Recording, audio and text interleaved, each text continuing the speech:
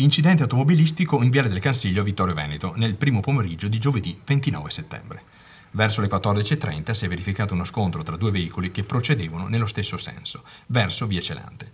Coinvolto un trattore della Coldiretti ed un'ambulanza del vicino nosocomio di Costa. Secondo i primi accertamenti, il mezzo agricolo, intento allo sfalcio dell'erba, ha impattato contro l'ambulanza che a sirene spiegate era partita dall'ospedale per una chiamata con codice rosso. Data la velocità sostenuta del veicolo di soccorso, l'impatto è stato molto violento. Il trattore si è infatti letteralmente spezzato in due parti, ruotando su se stesso lungo la sede stradale. Non è andata meglio all'ambulanza che dopo l'impatto con l'altro mezzo ha concluso la sua corsa finendo sull'aiuola del vicino distributore di carburante, abbattendo un palo della luce, un lampioncino ed un cespuglio, fermandosi infine sul pilone dell'insegna. Fortunatamente nessuna grave conseguenza per gli occupanti di entrambi i mezzi.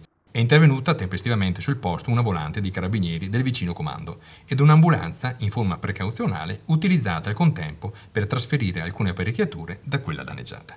I militari dell'Arma stanno vagliando le eventuali responsabilità.